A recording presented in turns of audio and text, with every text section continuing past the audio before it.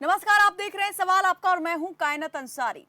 हालिया समय में केंद्र सरकार 3 विषयों पर कृषि अध्यादेश लेकर आई है, जिन्हें राष्ट्रपति की मंजूरी भी मिल चुकी है। ये तीनों अध्यादेश भारत के करोड़ों किसान परिवारों के भविष्य से जुड़े हुए हैं, लेकिन नए कृषि अध्यादेशों को लेकर देश के किसान संगठन लगातार आवाज उठा रहे हैं।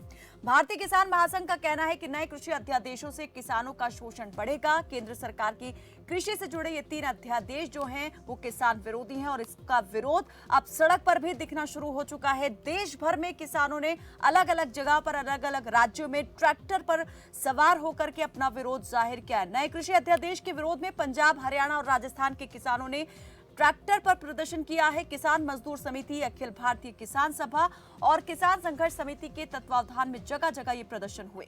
किसान संगठनों का मानना है कि सरकार किसानों के हित पर ध्यान नहीं दे रही है। एक तो किसानों को उनकी फसल की सही कीमत नहीं मिल रही, ऊपर से सरकार जो है किसान के विरोध में नए नए अध्यादेश पारित कर रही है। बीजेपी की पुरानी सहयोगी अकाली दल भी इन मुद्दों पर किसानों के साथ खड़ी है। पार्टी के जो अध्यक्ष हैं सुखबीर सिंह बादल, उन्होंने भी ट्वीट करके कहा कि किसानों के कल्याण से जरूरी हमारे लिए कुछ नहीं है। अब सवाल यही उठता है कि सरकार आखिर जो अध्यादेश लेकर आई है उससे किसानों की आमदनी दुगनी कैसे होगी, जबकि खुद किसान इन अध्यादेशों को अपने विरोध में मान रहे हैं और कह रहे हैं कि उससे इनका शोषण ही बढ़ेगा, किसानों का शोषण बढ़ेगा और जो खेती है वो निजी हाथों में चली जाएगी। तो आज मुद्दा है किसानों से जुड़ा और फरमान है सरकार का जो जारी सरकार ने कर दिया है, जिसके विरोध में किसान आज देश भर में सड़क पर उतरे दिखाई दिए। तो चर्चा आज इसी पर रहेगी और सवाल भी आज इसी पर रहेंगे। तो इस मुद्दे से जुड़ा आपका भी कोई सवाल है, कोई बात है, कोई राय है, आप भी हम तक पहुंचा सकते हैं। नंबर आपकी टीवी स्क्रीन पर ये सामने, इन नंबर पर कॉल करके आप भी अपनी बात हम तक पहुंचा सकते हैं। किसानों से जुड़ा ये मुद्दा, देश भर में किसानों का प्रदर्शन जो है आज जो देखा गया, जहां पर किसानों ने साफ तौर पर कहा कि जो सरकार ने अध्यादेश लाए हैं, 3 अध्यादेश कृषि के क्षेत्र में जो बड़े बदलाव सरकार कर रही है वो बिल्कुल भी किसानों के हित में नहीं है, किसान विरोधी हैं। हालांकि सरकार का ये तर्क है कि ये किसानों की आमदनी दुगनी करने वाले हैं। तो अध्यादेश किसानों के हित में है या किसानों के विरोध में है, इसको लेकर आप क्या सोचते हैं, क्या मानते हैं, किसानों का तर्क कितना सही है? एसेंशियल कमोडिटी एक्ट 1955 में सरकार ने बदलाव किया है। साथ ही यहां पर अनुबंध आधारित खेती, कॉन्ट्रैक्ट खेती को भी लेकर के सरकार जो है अध्यादेश लेकर आई है। तो किसानों का विरोध है कि सरकार जो अध्यादेश लेकर आई है वो पूरी तरीके से किसान विरोधी है। फायदा कुछ नहीं होगा, सिर्फ और सिर्फ नुकसान होगा। किसान प्राइवेट और निजी क्षेत्र के हाथों की कठपुतली बनकर रह जाएगा। हालांकि सरकार का कहना है कि जितने पहले प्रतिबंध थे उन बंधों से मुक्त सरकार ने कर दिया है। बाजार मुक्त यहां पर नीति सरकार लेकर आ रही है और ये किसानों को फायदा पहुंचाने वाली है। इस पर ज्यादा बातचीत और चर्चा के लिए हमारे साथ जेजेपी के प्रवक्ता अरविंद भारद्वाज जुड़ चुके हैं और कांग्रेस की प्रवक्ता गर्ग जी हमारे साथ, बजरंग दास गर्ग हमारे साथ जुड़ चुके हैं। आप दोनों का ही बहुत स्वागत है। सबसे पहले मैं बजरंग दास गर्ग जी से जानना चाहूंगी। बजरंग जी, किसान विरोध कर रहे हैं, लेकिन ये भी तर्क सामने आ रहा है जानकारों का, सरकार का। आपकी आवाज थोड़ी प्लीज कम आ रही है। चलिए, हम जल्दी चाहेंगे ये तकनीकी दिक्कत दूर हो। इतने में अरविंद भारद्वाज जी से उनका पक्ष ले लेती हूँ कि इस विरोध को लेकर के और इन अध्यादेशों को लेकर के वो क्या देखते हैं, सोचते हैं। अरविंद जी।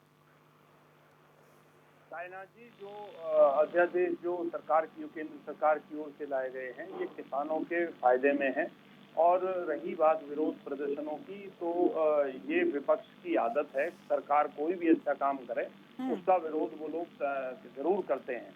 आप ये देखिए, किसानों के लिए केंद्र सरकार की ओर से सालाना 6,000 रुपए का जो मदद, सहयोग जो इस देश के किसानों को सरकार ने दी, उसका भी इन लोगों ने विरोध किया था। जबकि उससे तो सीधा सीधा कैश किसानों तक पहुंचा था कि सीधा सीधा आर्थिक मदद किसानों को थी। इसके अलावा फसलों के दाम भी सरकार ने बढ़ाए, उससे भी किसानों को फायदा हुआ। और भी बहुत सी प्रयास ये सरकार के हैं कि किस तरह से हमारे देश के किसानों की आय जो है वो दोगुनी की जा सके, उसी के तहत ये प्रयास है।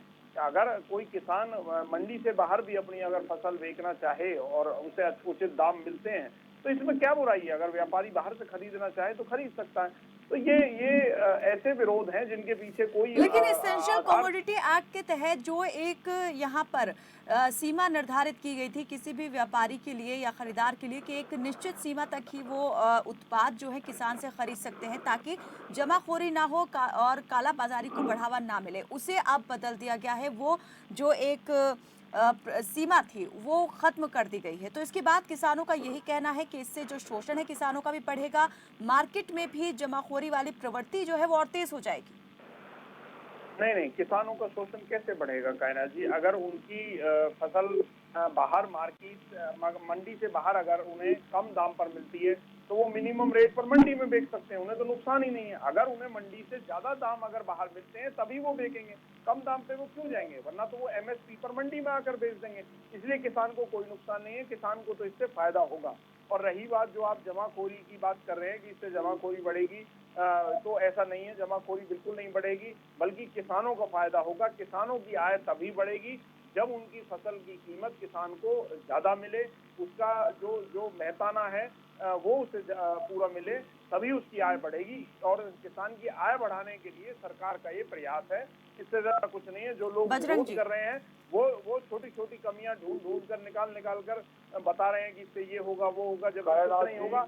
इससे किसानों को पूर्णतः फायदा होगा। देख लेना भविष्य में इससे किसान आत्मनिर्भर बनेगा, उसकी आमदनी बढ़ेगी, उसका मेहताना उसे मिलेगा। मेरे मित्र है, मेरे साथी है, इन्होंने अपने सुझाव रखे, मगर मैं बताना चाहता हूँ कि ये सरकार ने जो 3 अध्यादेश लाए हैं, तीनों पूरी तरह से देश के किसान और आड़ती के विरोध में लिया गया फैसला है।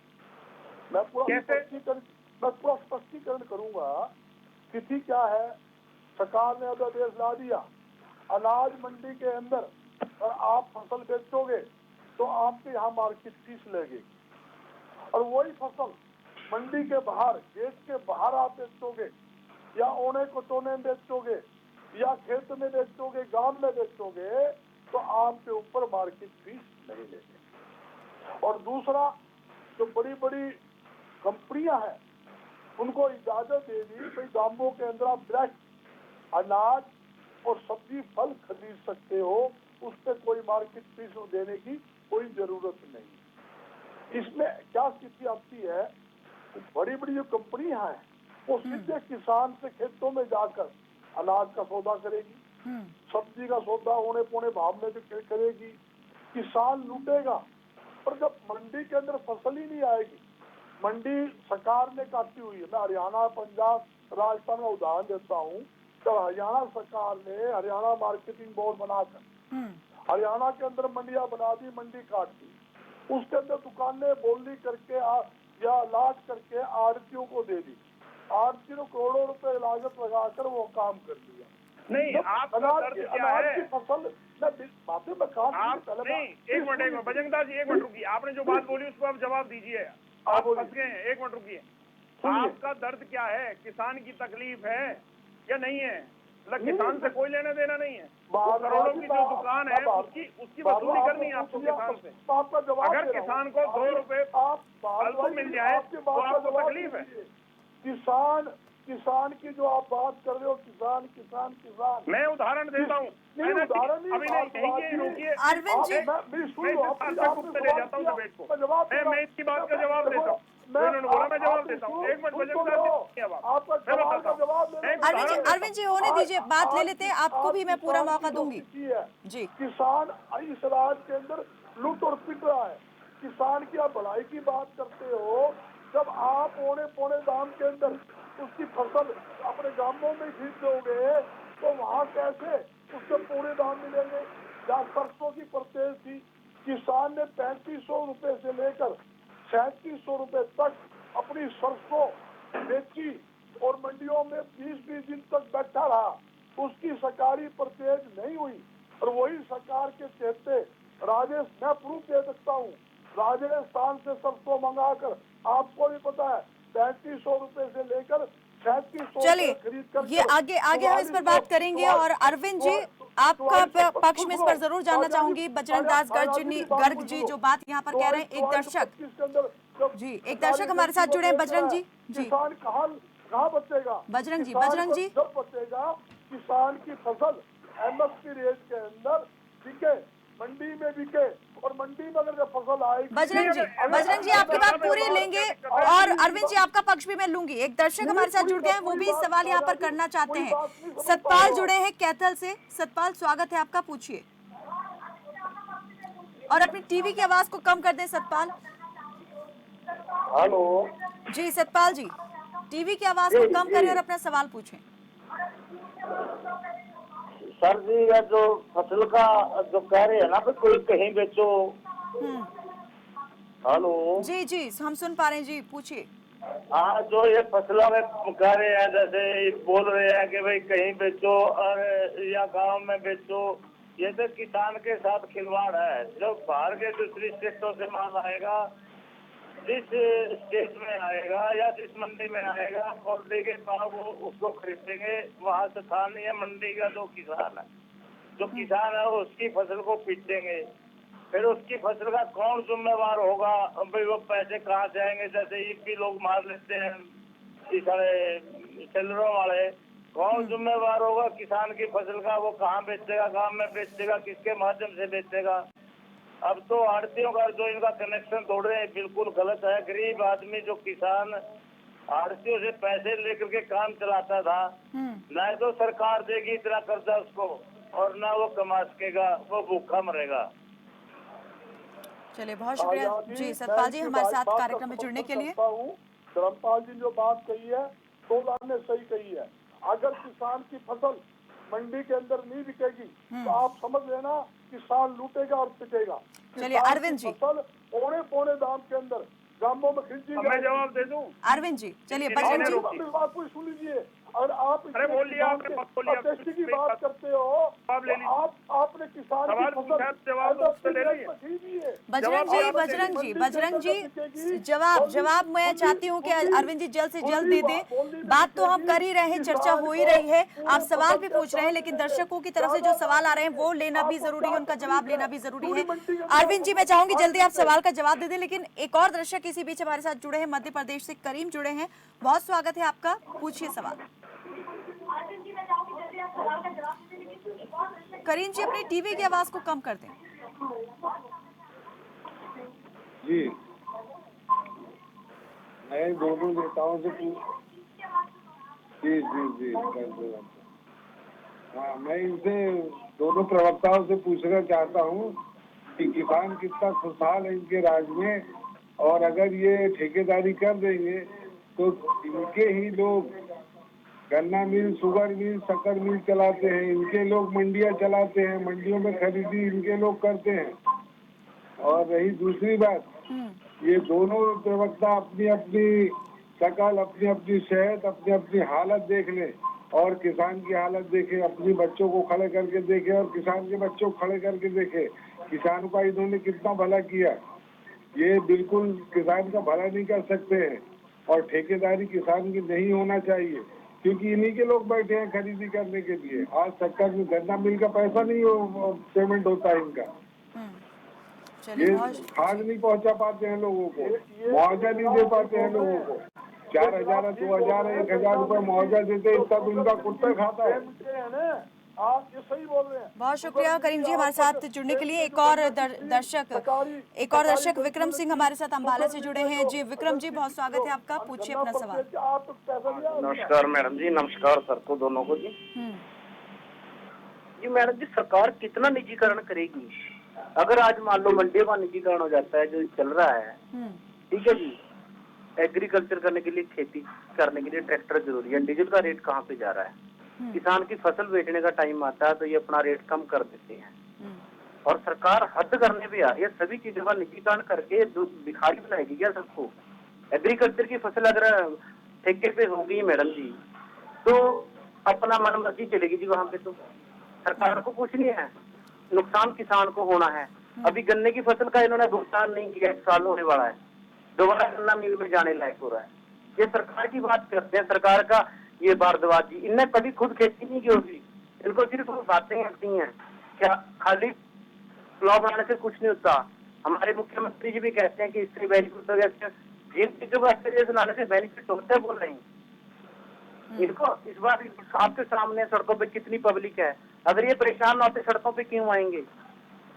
चलिए, बहुत शुक्रिया विक्रम सिंह जी हमारे साथ कार्यक्रम में जुड़ने के लिए। आऊंगी गर्ग जी आपकी तरफ आऊंगी, लेकिन ये हमारे साथ में जो जेजेपी के प्रवक्ता जुड़े हुए हैं अरविंद भारद्वाज जी। अरविंद जी, यहाँ पर सरकार अगर किसान वेलफेयर के लिए काम कर रही है, किसानों के हित में ये बता रही है अध्यादेश है, लेकिन बिना उनसे सलाह मशवरा किए, बिना उनसे बातचीत किए इस तरह का अध्यादेश आ जाता है, क्या मतलब निकाला जाए, जिसे लेकर अब किसान सड़क पर उतर गया है और सीधे तौर पर उसका कहना है कि ये निजीकरण हो रहा है कृषि क्षेत्र का और किसानों पर ही इसकी मार सीधे तौर पे पड़ने वाली है।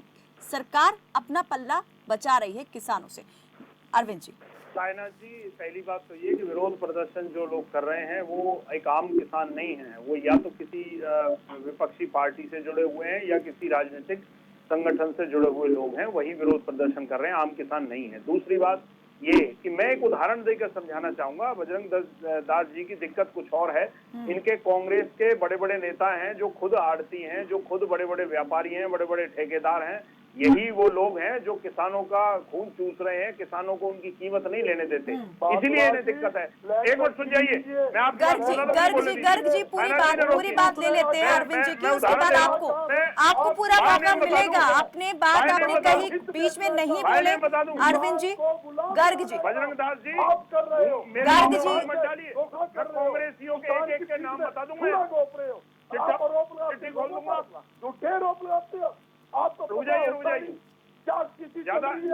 गर्ग जी अगर ऐसे बीच में बात करेंगे तो फिर कैसे बातचीत बढ़ पाएगी आगे, कैसे एक सकारात्मक निष्कर्ष पर हम पहुंच पाएंगे। गर्ग जी प्लीज, गर्ग जी। होता क्या है अरविंद जी, सीधे तौर पर दर्शकों ने ये भी आरोप लगाया जो हमारे साथ जुड़े कि निजीकरण, कितना निजीकरण, हर क्षेत्र का सरकार किसी न किसी बहाने जो है वो निजीकरण करते जा रही है।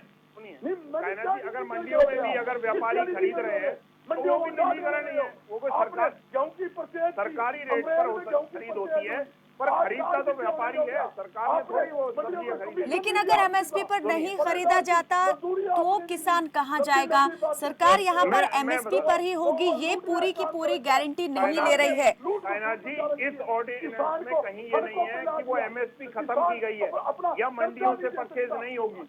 एक नया विकल्प दिया गया है किसानों को कि वो मंडी से बाहर भी बेच सकते हैं। मतलब अगर चलिए इसी बीच एक मिनट मुझे दे दीजिए, एक मिनट। जी होता क्या था अब तक कि किसान की जब अपनी फसल देने की बारी आती थी मंडियों में तो रेट बहुत कम कर दिए जाते थे, अब तक की जो पीछे होता रहा। और जब वो फसल किसान की बिक जाती थी, सब्जियां बिक जाती थी, तो बाद में ये लोग जो ठेकेदार थे, जो माफिया तंत्र है, वो उस रेट को बढ़ा देते। उदाहरण के तौर पर जब किसान आलू लेकर जाता है मंडी में तो उसे 1 रुपए 2 रुपए दिए जाते हैं, और जब वो उसका माल जब चला जाता है, बिक जाता है किसान का, तो ये लोग उसी आलू के 10 रुपए 15 रुपए 20 रुपए किलो तक बेचते हैं। यही टमाटर का हाल है। चलिए अरविंद जी, आऊंगी आपकी तरफ भी। गर्ग जी, आपकी भी बात लूंगी। कुछ दर्शक हमारे साथ इसी बीच जुड़े हैं, कुछ दर्शक हमारे साथ जुड़ गए। नीरज जगाधरी से जुड़े हैं, उमर राम जालौर से जुड़े हैं। नीरज, स्वागत है आपका, पूछिए अपना सवाल। हेलो जी नीरज, पूछिए अपना सवाल। नमस्कार मैडम, सबसे पहले तो मैं आप सबको नमस्कार करता हूँ। मेरा सवाल ये है मैडम, किसान की फसल जब खराब होती है उसका पैसा भी बहुत लेट मिलता है, तो आय दुगनी कहाँ से होएगी? पहले तो इस बात का जवाब दे बाज सर जो बैठे हैं। और मेरा एक और सवाल है कि जो केंद्र से कोई भी किसी भी प्रकार की स्कीम आती है वो आम जनता तक तो पहुंचती नहीं, अधिकारी उसको आगे नहीं लाने देते, वहाँ पर ये किसकी चेकिंग करवाते हैं और कौन सी टीम गठित करते हैं कि वहाँ उनको चेक करे अधिकारियों को? क्या आगे ये नीरज आपसे कुछ पूछना चाहते हैं अरविंद भारद्वाज जी, जेजेपी के प्रवक्ता। जी भारद्वाज जी, मेरे को इस बात का जवाब दो। एक मिनट, केंद्र सरकार की ओर से किसानों को सालाना 6,000 रुपए दिए जा रहे हैं, क्या आपके यहाँ किसानों को नहीं मिल रहे? क्या आपने कहा ना कोई योजना पहुंच नहीं पाती लोगों तक, नहीं मिलते क्या आपके यहाँ लोगों को? नीरज। हाँ जी मैडम जी। नीरज, भारद्वाज जी ने पूछा है कि सरकार की तरफ से जो योजना किसानों के लिए लागू की गई थी, किसान सम्मान निधि योजना, 6,000 रुपए सालाना दिए जा रहे हैं, क्या आपने किसी को किसान को देखा जिसे नहीं मिले? कोई शिकायत आपके पास ऐसी आई? इनका मतलब ये है सरकार का आदेश था सरकार ने बजरंग जी एक मिनट जी नीरज जल्दी से। बजरंग जी आप रहने दीजिए, भाई ने बता दूंगा आपके कांग्रेसियों के जो घोटाले हैं इसको लेकर।